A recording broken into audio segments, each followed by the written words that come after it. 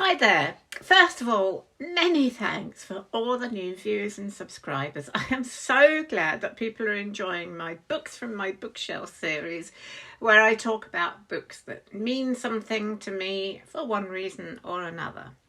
So today I thought I would talk about a book that has been special to me since I was a child, and that is The Lion, the Witch and the Wardrobe.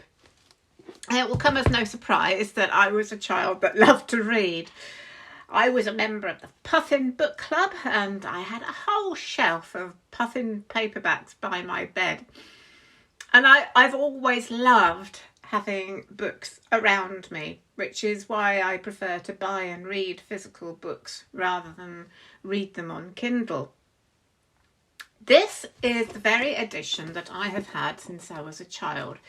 It still has its original dust jacket and I've always loved this picture. It's so magical and dreamy and you can see it. It's been well read. The numbers written on the cover of when I tried to set up my own library, kind of thing you do when you're a bookish child. It's the Collins hardback edition dated 1965. The original was published in 1950. It was still pretty new when my father bought it for me and brought it home for me when I was about 7 or 8. And it has the original illustrations by Pauline Bain as Lucy and Tumnus the Fawn there. I love those illustrations. Now, I had not heard of it before, but when I started to read, I was immediately entranced and fell in love with the land of Narnia, Aslan the lion and all the talking animals. I think I've got a little talking animal down here as well. This is my talking animal right here. Yeah, so I've always loved animals, so that's probably another reason why I love the book so much. It was a world I wanted to live in. I think it probably immediately became my favourite book. So how delighted was I when my father then came home with another Narnia book, Prince Caspian. Never had the dust jacket for this one. And after that, I discovered there are even more. It was like finding a treasure trove of delights. All these are the originals, apart from The Magician's Nephew, which I once lent to a friend and never got back. So I bought a new one. I've read them over and over again. When I was a child, I had a collection of little model animals. Now, I remember acting out the stories with all the toy animals as characters in the books. I so wanted Narnia to be real. Now, I've continued to read them from time to time over the years, and I still love them as an adult. Now, I'm aware there's a lot of Christian symbolism in the books. C.S. Lewis was strongly religious, as was his great friend J.R.R. Tolkien. Now, I am not religious in that I don't follow any particular doctrine, but I am spiritual and I do love the spirituality of the books. That deeper magic that Aslan refers to is relevant to anyone.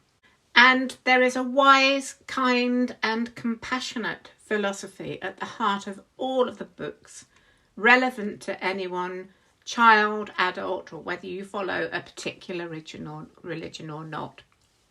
That's what makes this book and all the others one of the classics of children's literature.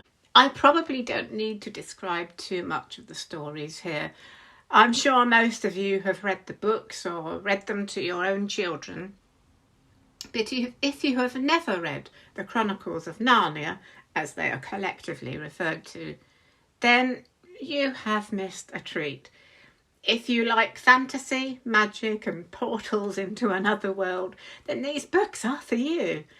The original, The Lion, the Witch and the Wardrobe, tells how 4 children find a portal through a wardrobe into a land ruled by a wicked witch who has made it winter all the time and never Christmas. But as the witch begins to lose her power, we see the beauty of the land of Narnia coming through in the first spring for many, many years. The other books, which chronologically start with The Magician's Nephew, tell the whole history of Narnia and the children that are called from our world to save Narnia every time it comes under danger. The 3 films they made are okay. I enjoy watching them, but they don't quite have the magic of the books for me. I loved these books so much that when I started to write later on in my adult life, I wrote my own children's book, which is unapologetically influenced by the Chronicles of Narnia. It's called The Light of Drumbar. It's available on Amazon, but I'm not really trying to promote it here. It's just part of my story around my favourite children's book ever.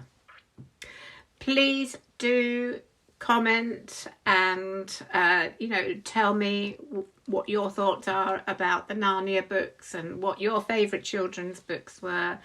And please subscribe, and I will see you again soon. Bye for now.